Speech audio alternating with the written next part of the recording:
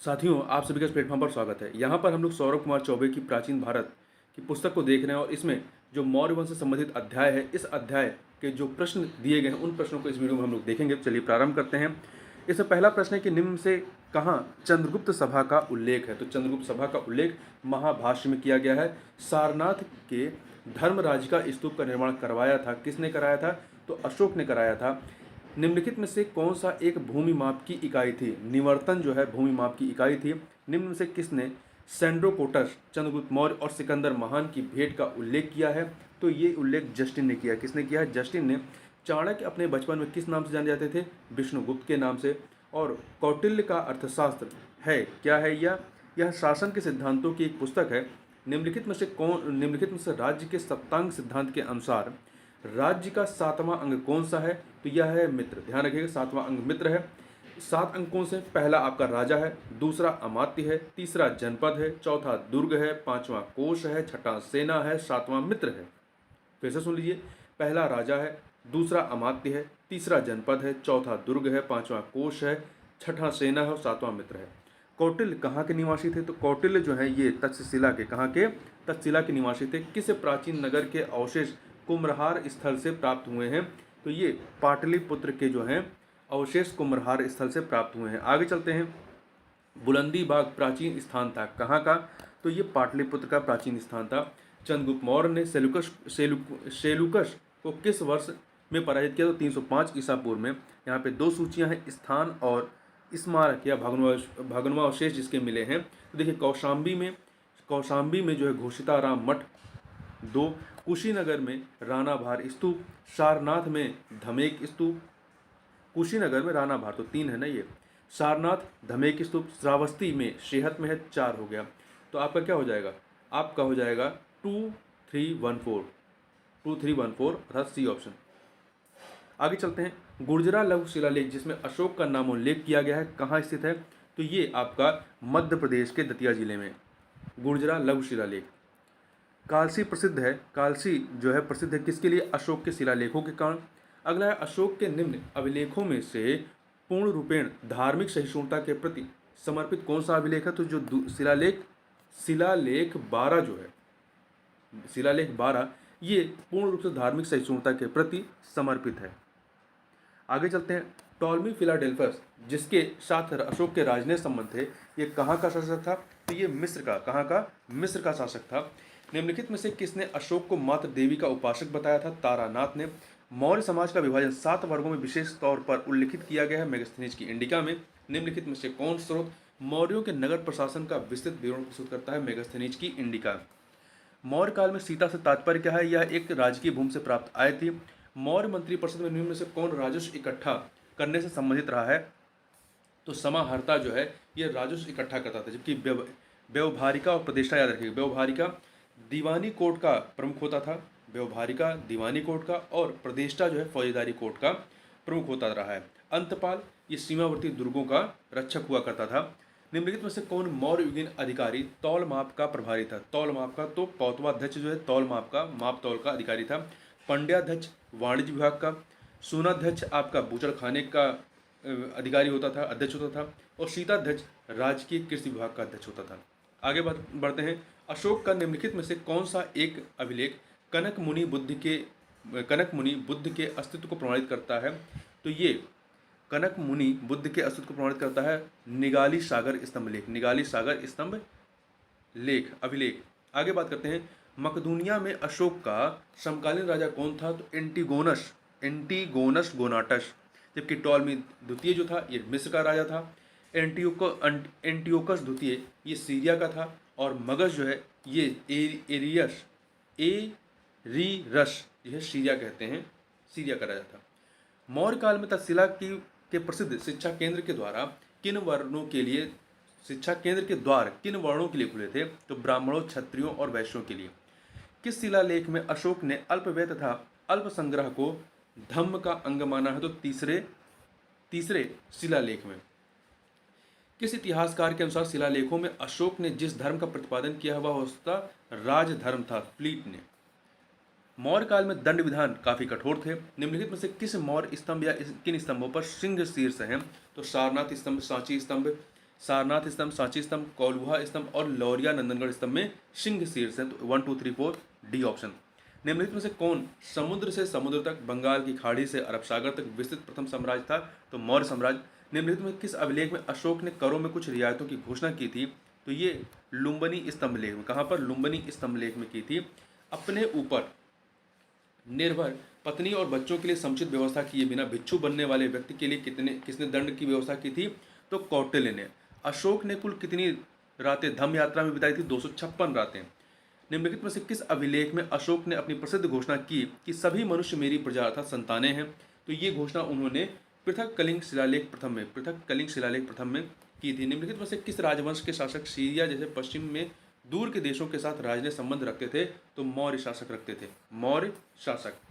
अगला है ब्राह्मी लिपि का उद्वाचन करने वाले जेम्स बिशप क्या थे? टकसाल अधिकारी थे। निम्नलिखित में से किस ग्रंथ में वर्णित है कि चंद्रगुप्त मौर्य ने अपने जीवन के अंतिम दिनों में जैन धर्म स्वीकार कर लिया था? तो ये वर्णित है परिशिष्ट पर्वन में। परिशिष्ट पर्वन में अशोक के शासनांतर्गत भूमि की पैमाइश और बंदोबस्त से संबंधित अधिकारी कहे जाते थे राजुक, राजुक कहे जाते थे।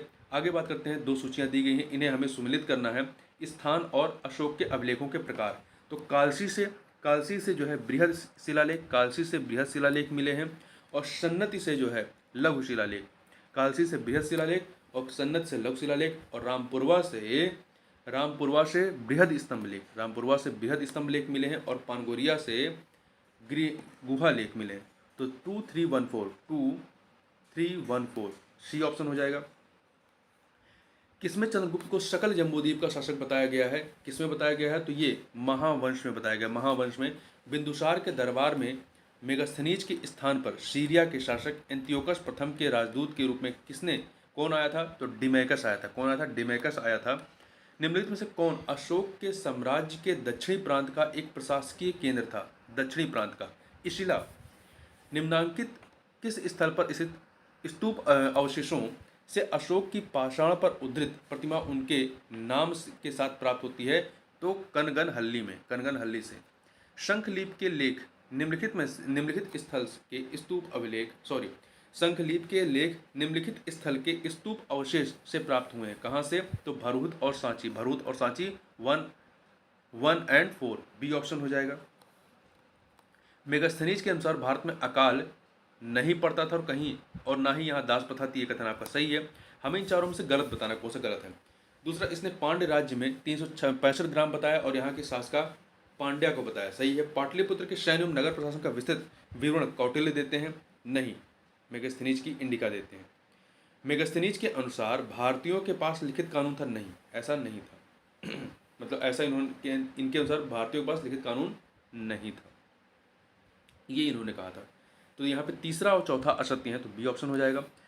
मौर्य प्रशासन में परिहार शब्द प्रयुक्त होता है करों में छूट से। अशोक के किस स्तंभ पर सभी 7 अभिलेख हैं? तो दिल्ली टोपरा स्तंभ पर। अर्थशास्त्र में कितने तीर्थ या प्रशासनिक विभागों को लेकर 18 का? मौर्य शासनकाल में पिंडकर एक कर था।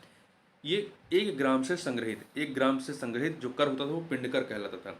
मौर्य काल में समापा का समीकरण किससे स्थापित किया जा सकता है? तो समापा का जौगढ़ से, जौगढ़। निम्नलिखित में से किस काल में वलयकूप रिंग वेल प्रथम बार प्रचलित हुए? तो मौर्य काल में। किस संप्रदाय के प्रति दशरथ का झुकाव था? तो आजीवक दशरथ जो है ये अशोक के पौत्र थे। निम्नलिखित में से कौन जिला एवं ग्राम के मध्य स्तर पर कर संग्रहण के लिए उत्तरदायी था? स्थानिक। अगला प्रश्न है, मौर्यकालीन मणिभद्र यक्ष की मूर्ति की प्राप्ति स्थल कहाँ है? मथुरा है। अशोक का कौन सा उत्तराधिकारी देवानपीय कहलाता था? दशरथ। कहा जाता है कि चंद्रगुप्त मौर्य की मृत्यु हुई श्रवणबेलगोला में। सेंड्रोकोटस का समीकरण चंद्रगुप्त मौर्य से किसने सर्वप्रथम स्थापित किया था? विलियम जोन्स ने। 2 सूचियां हैं, शासक और उनके राजदूत। देखिए, चंद्रगुप्त मौर्य के शासन में जो राजदूत यहाँ पे आया था विदेश का, वो मेगास्थनीज था। तो 4 से मिलाइए। बिंदुसार के समय में डिमेकस था। अशोक के समय में डायोनिशियस था और भागभद्र के समय में हेलियोडोरस था। तो 4-2-3-1 अर्थात सी ऑप्शन हो जाएगा। आगे बढ़ते हैं। मौर्य काल में शिक्षा का प्रसिद्ध केंद्र क्या था? तक्षशिला। अशोक के राज्याभिषेक के कितने वर्ष बाद कलिंग युद्ध लड़ा गया? तो 8वें वर्ष लड़ा गया। पुंडवर्धन अधोलिखित किस स्थान से समीकृत किया जाता है? तो उत्तरी बंगाल से। अशोक ने कितने वर्ष में लुम्बिनी यात्रा की थी? तो 20वें वर्ष में की थी। अशोक का समकालीन तुर्मय कहाँ का राजा था? तो तुर्मय जो है आपका ये मिस्र का राजा था। तुर्मय मिस्र का राजा था। निम्नलिखित में से किसने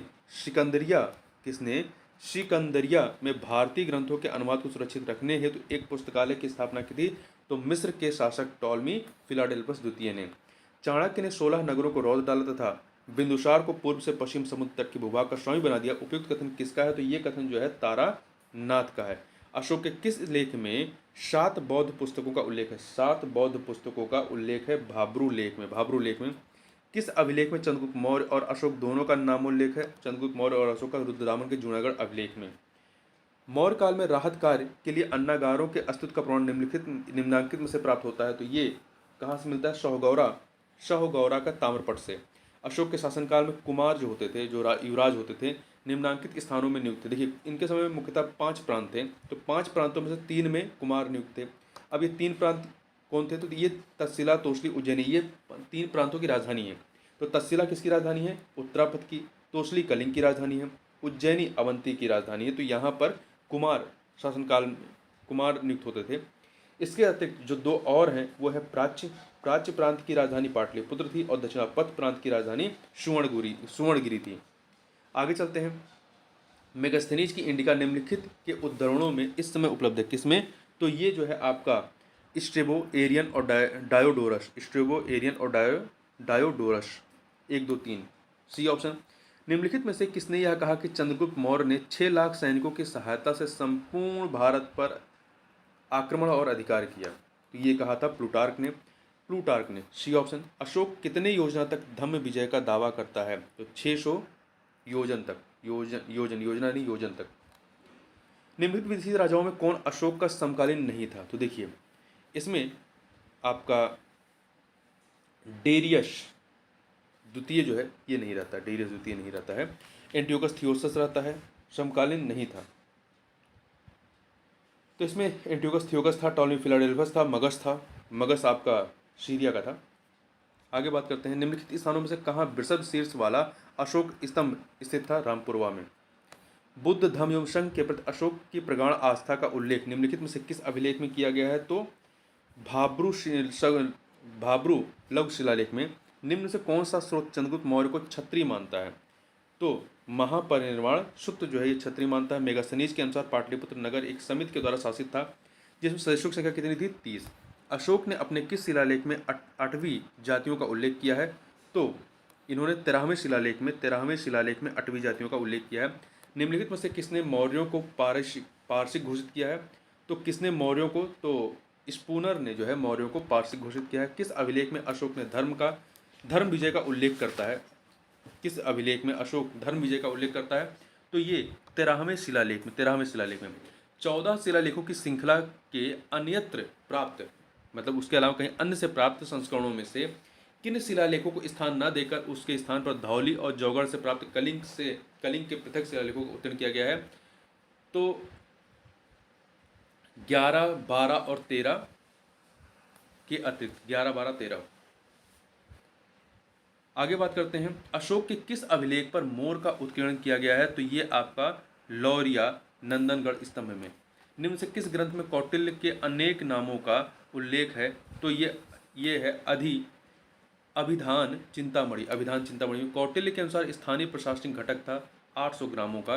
अशोक के शिलालेख 12 जो कि गिरनार में स्थित है में निम्नलिखित में से किन अधिकारियों का संदर्भ दिया गया है? तो इसमें धर्म महामात्र और इस्याध्यक्ष महामात्र का पहला और दूसरा, ये ऑप्शन हो जाएगा। कुंवर शमस का उल्लेख करने वाला अशोक का अभिलेख कौन सा है? तो पान गुडरिया है। ठीक है, आगे बात करते हैं। बराबर और नागार्जुनी गुफा शिलालेख की खोज किसने की? तो J.H. हैरिंगटन ने, जबकि कार्लाइल ने जो है रामपुरवा शिलालेख की खोज की थी। निम्नलिखित में से किस अभिलेख में अशोक का उल्लेख देवाना पियदर्शी के रूप में किया गया है? तो ये उल्लेख रूपनाथ शिलालेख में।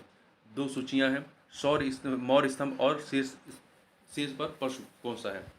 तो देखिए बसाड़ बखीरा में जो है सिंह है, शंकिसा में जो है गज है, रामपुरवा में वृषभ है, रोमनदेही में अश्व है। तो 4 2 2 3 1 4 बी ऑप्शन अशोक का है। अशोक के राज्याभिषेक के कितने वर्ष बाद कलिंग की विजय का शिलालेख तृतीय शहबाजगढ़ी में उल्लेख किया गया है। अशोक के राज्याभिषेक कितने वर्ष बाद कलिंग की विजय का शिलालेख तृतीय जो कि शहबाजगढ़ी में उल्लेख किया गया है, तो कितने वर्ष बाद? तो ये 8 वर्ष बाद। किस अभिलेख में अशोक 4 संप्रदायों संघ, ब्राह्मण, आजीवक और निगंट का उल्लेख करता है? तो स्तंभ प्रज्ञापन 7 में अशोक के निम्नलिखित अभिलेखों में से इशिता नामक प्राचीन नगर का पता किससे चलता है? तो ये ब्रह्मगिरी से चलता है। तो इस प्रकार से इस वीडियो में बस इतना ही। मिलते हैं नेक्स्ट वीडियो में, तब तक के लिए बहुत बहुत धन्यवाद।